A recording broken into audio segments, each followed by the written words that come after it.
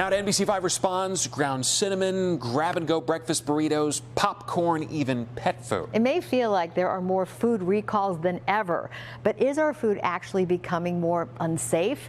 NBC5 Responds' Kate Chappell went straight to the experts.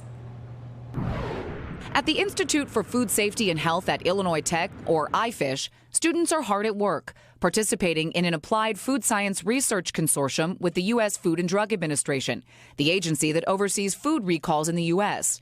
While the number of recalls went up in 2025, the number of products affected within those recalls has decreased, including the severity of risk to the consumer. If you look at the total products that were then recalled in the last year, so October again through September, it was actually reduced by 300 products compared to 2024. So in that case, you had a reduction in the number of products recalled, but you had an increase in events found. Professor Brian Schanneberg at IFISH says there are several factors leading to more recall events, which is when a company recalls one or more products. More products on the market with ingredients from around the world. Better technology with real-time traceability, allowing companies to be more concise on the actual number of products impacted by a recall.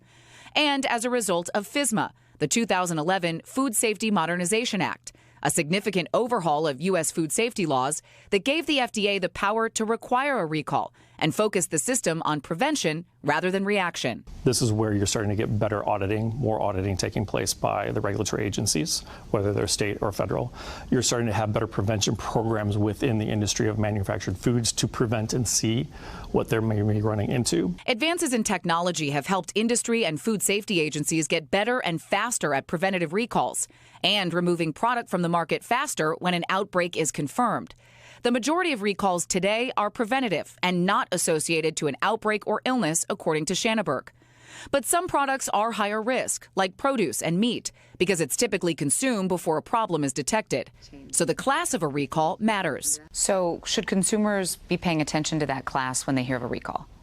They should absolutely look at the class. A Class 1 recall is the most severe, something that could cause a major health risk or even death. Class 2 could cause significant illness but is treatable. And 3 is usually mislabeling.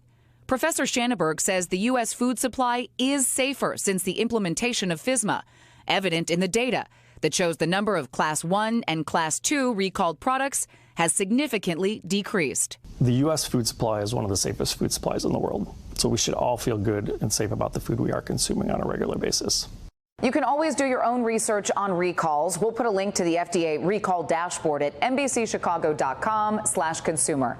The CDC also lists on its website when someone gets sick. Kate Chappell, NBC5 Responds. Our thanks to Kate. Good to know.